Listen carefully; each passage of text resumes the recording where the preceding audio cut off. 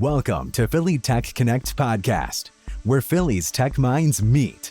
CEOs, developers, dreamers. This is your space. Each week, we explore the journeys of tech innovators. Join us and be inspired. Hey everyone, Dave here with another episode of the Philly Tech Connect podcast. Today I'm speaking with Stefanie Smith. Stefanie has nearly 3 decades of corporate experience, as well as stints in the nonprofit and startup worlds. Most notably, spent many years at IKEA. She saw a gap in many companies' top funnel strategies and sought out, to help these folks improve filling that. So throughout her journey, she has created a core process that we're going to be talking about today. Stefanie, how are you doing? I'm well. How are you? Thanks for having me on. It's great. No, it's a pleasure to be here. I really appreciate how involved you've been in the community. You've been to several of our events. We're talking about planning our own session, specifically around go-to-market strategy. So that level of above and beyond commitment is always really appreciated in the community. I know 3 decades is a lot of ground to cover, but give us some of the highlights and maybe lowlights of your history. Yeah, sure. I think my history is really interesting and unique. It was almost 3 decades, 26 years in corporate, but it was a very different kind of corporate. So I joined IKEA in the US. The headquarters are here, the corporate headquarters, at a point where they were still finding their footing in the country. And it's very Scandinavian inspired. It was a very flat organization, and you could fix anything you saw broken as long as you came up with a plan and pitched it to senior management. And so it was fantastic. Some of the things I've had access to are unparalleled. I trained when I was 2 years into the job, 26, trained a group from Singapore, which is now the Chinese distribution organization.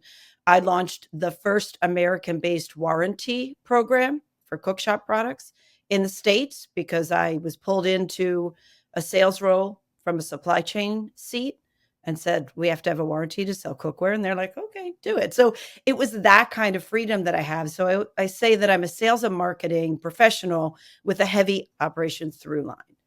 So one of the things I did with that freedom was edit a business planning process that came from global, but was way too heavy for retail store managers. Retail store managers are like startup people. They don't want to sit at a desk.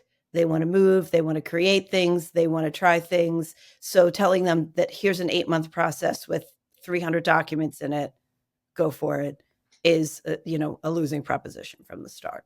Why that's important to this conversation, it was from that experience that I created the core process that I use with creative entrepreneurs and startups. Interesting. Okay, well, we're going to get into the core process, but that is very unique because a lot of times when you hear the word corporate, you associate that with inflexibility, with things being kind of set in stone, with a lot of almost like narrow-minded approach to change and things like that. But it sounds like IKEA wasn't like that. And just a combination of the timing when you started there, their kind of newness in the market, and the fact that there was a bit of a different culture, they just kind of approached things a little differently. Is there anything you can say about the difference between like a Scandinavian approach to corporate culture versus, American, more traditional American, if you had that experience as well? It is very, very different, particularly when they started. I think American corporations are getting closer to Scandinavian model, but I don't think I was ever more than 2 seats away from the CEO. It is a very, very flat culture. There's some strengths and some weaknesses to that because you have to talk someone into your idea. There are very few people who can make 2 departments have to do something. So throughout your career at every level, you're collaborating, you're creating with another partner, and you're solving your own problems. That no one ever went to a manager and said, not ever, but rarely would a manager hear you to say that so-and-so's not doing their job. They were like, well, go figure it out. I mean, that is a fantastic experience. It could be frustrating, there's no doubt. And it definitely can add speed bumps to the process. Really interesting. Yeah, I worked at Capital One for a couple of years, more maybe traditional, like American style. So at some point, you developed this concept, you call it the core process. Sounds like it derives from some of the work that you did. Elaborate on what this is, who it's for, what problem it solves. I'll start with a smidge of backstory. So in 2018, I got really close to my yoga community here in Chester County, and it was full of people in health and wellness areas like yogis, therapists, witches who were starting to do things differently and creating different programs. And they had a lot of support in the middle of the funnel, as we say, got, websites, Google buys, AdWords, Facebook, stuff like that, but none at the strategic level. So I would just sit and talk to them and say, like, what are you doing? Okay, how does that work? Who's it for? And like, how are you going to make money from this thing? And it was the first time someone had ever asked them that. So from that point, I created this business for founders and entrepreneurs without business backgrounds. So I've worked with educators, artists, engineers, therapists, yogis, kind of other wellness practitioners. And so it's just, if I had handed these people the thing you'd see in corporate, we're going to do business planning and it's going to take us 8 months and here's a gigantic deck we're going to go through, they would have stabbed me. Like they'd be like, there's no way I'm doing that. So I had to pare it down without jargon that was very simple, but also taught them how to do it along the way. Yeah, I see like tremendous value in that. We've hosted pitch competitions at Philly Tech Entrepreneurs, and I've also just had a lot of conversations. And often I am kind of left a little bit confused, and I'm like, am I stupid? Like I just don't quite know. Like this person has been talking for like 15 minutes, but I'm still not sure. Like, what do they do? Like, who is it for? What problem does it solve? Like really basic stuff. And I don't know. Maybe I am stupid. I don't know. But like I find myself in this place quite often, and I feel like business plans, maybe like in the traditional sense, have like gone a bit out of vogue. And because for sure. It was this. I'm going to take this. I'm going to go to the bank. I'm going to try to get a loan, and there was like this process that was for it. Now, to our benefit, like the barrier to entry to kind of start a business has never really been lower. Anybody who wants to can just like put up a website and sell services and stuff like that, which is nice, but it's allowed people to skip that planning step. And then I think what we have is sometimes this, which is this, I have this concept, this idea, but I haven't really thought about my positioning. We haven't really analyzed the market. I don't have a real like ideal customer profile, just lacking like the real basics. Sounds like basics. That's where the core process fits in. Yeah. And if you didn't grow up in a business like I did, or you did, or didn't go to business school, there's no reason that you would know these things, right? Like we got it from osmosis in a large matter, or you've been interested since you were a kid. So the business planning part is really funny too, but so the process is just like 5 steps. And the one is the weightiest, which is what I just said. It's getting clear. It's 5 questions. What are you doing? Who's it for? How's it work? How you make money and why? And why is both why you and why are you doing this kind of thing. And then try and get people to dig down another layer, understand yourself, understand the market. At pitch competitions I've been going to lately, I think people are grossly underestimating the amount of competition on the market, whether it's direct or indirect. It's fascinating to me. So that's part of it.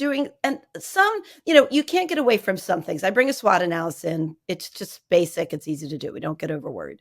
Then making a plan is the hardest thing for people. So I'm just talking small business goals, small sales forecasts. People get really overwhelmed, and more often than not, I have to back into it. Like if you're charging $300 for your unit, whatever your unit is, how many units do you need to make $5,000? How many units do you know what I mean? And eventually I want to transfer them to a proper spreadsheet, which we can't avoid because your investors are going to want that. But I start backwards and back into it. Then creating marketing communication. Lots of the people I work with already have that, but it's iterative. They really need to go back to, is this the right messaging for your audience? Is this their problem? Do they understand what this means? And then I'm starting to lean into fundraising, which is an area I know very little about, but those conversations have been fascinating with my target in terms of their expectations and what they're willing to do to get that result. I love the financial planning, the forecasting. A lot of people haven't actually put out the numbers. And I know it's like an estimate, but sometimes even with an estimate, you can kind of see the gaps and the holes in the plan. How much money is this actually going to be able to make you, or how much Yeah. are you going to be required to sell to hit your goal? It's like, oh, actually, it's quite a lot to sell a lot of these Yeah. units, whatever it might be. Yeah. The competition point as well. I see people, I think there's an assumption that if you have something better, that it'll just kind of market itself. True. Yes, There's absolutely. a lot of like, oh, well, there's this job board and they did, and it's really junky and I'm going to create like a better version. And it's like, Yeah. okay, first of all, like there's a lot of things that go under the hood to creating a better version. But even if you did like to get eyeballs on it, like there's a lot more to that. It's not just like, oh, everyone's going to be aware that you have this better thing out there, Yeah, it's the kind of the if you build it, they will come. Like that was nice Fallacy. in the movie, but Yeah, it's exactly. not Yeah, what's happening it's on great. the market. Yeah, in the baseball movie. That's like I was trying to come up with that name, but I forgot it. In any Field of case, Dreams. Thank you, Field of Dreams. Yes, thank you, Field of Dreams. Is there a particular like individual that this core process works for better than others, whether it's like the business that they're trying to run or the stage that they're at, or, what's the right time? It's excellent question. I have an interesting bifurcation in terms of who I work with. And I've done a lot of proofs of concept in the last 5 years. It's super important to make sure that this thing really stuck. One hand is suburban women who are kind of definitely left-leaning, but moving in progressive areas of their traditional work. So a teacher who's building this super cool idea for building something for kids, a therapist who's going into psilocybin therapy, moving away from her 25 clients a week talk therapy. She's moving into things like EMDR and the vagus nerve work. And it's okay if you don't know what any of this means because their target does. And then so that's one. The first thing I ever did was a podcast for friends about Crohn's. It's 3 years running. I'm really excited about that. And then on the other side are mostly guys. Love to have younger women in the tech world. I'm part of NFT Philly and joined that a couple of years ago. Love that community. Super fun to talk to the DGens. So I've talked, and in PTE, I've talked to generally younger people who have a couple of years under their belt, most often are engineers or something in finance, and who have this idea about a product for their community. Really, I'm really interested in Web3 and blockchain, in DAOs, in NFTs. So it's this really funny bifurcation. And what unites them is they want to do something different. They're very visionary. What they do is hard to explain sometimes, but they're committed to their community. Communities that you would never think have any Venn diagram, right? It's middle of their Venn diagram, but they do. So right now that's kind of where my two consumer bases are. That's awesome. I mean, I can see the overlap, maybe, not necessarily in the space per se, but in the problem, which is, being able to communicate and define like certain things. It's like maybe they know what they want to do because they are in their market, but then they live in it, and it becomes difficult to think about how to just position yourself a little bit broader. Did you also work with, was it high schoolers in West Philly around this? So how did that go? So it was amazing. It was so energizing. So teacher in my NFT Philly group, she's very tech forward teacher. She's very well known in Philly. Her name's Mary Beth Hertz.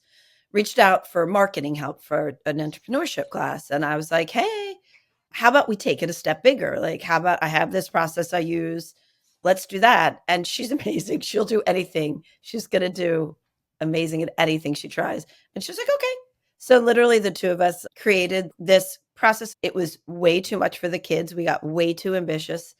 Halfway through, we said to them, okay, because it was set to culminate in a pitch competition. Halfway through, we said, all right, we might have bitten off more than we can chew. Y'all can just do a report. And they're like, no, we want to pitch. And they had the usual group, anyone who's ever worked in a group, how that works out. So we offered them to do, nope, we're going to stay with our group. So it was amazing. It helped me understand if it had value. It helped the kids hear concepts that no one had ever talked to them about. The sales forecasting part, I thought I made it super simple, and it took them a minute to figure it out. But then they're like, oh, in terms of validating idea, and the idea of creating your messaging. So it was so fun, so energizing.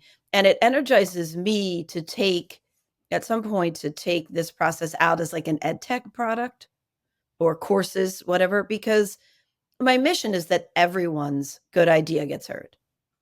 I feel like in this country and globally, a slim minority of people's ideas get heard simply because there have been in ecosystems, educational systems that expose them to that A, that their ideas were something, and B, this is how you do it. So yeah, it was super fun. It blew me away. By far one of the most impactful career, you want to call it, experiences that I've had. That's really cool. It sounds like everything I wish I had had throughout my educational journey, but I didn't. We never really did these things in high school and even college. I went to Harvard. It's just a very, very theoretical. My wife went to Boston University. She was in the School of Management, and they did like a group project. Yeah, she worked in a group. They came up with an idea. They wrote a business plan. They pitched it to their class. Like just real hard skills were exhibited there that I learned eventually, but I would have much preferred to have had a head start instead of just fumbling along the way through my own failures to eventually figure it out.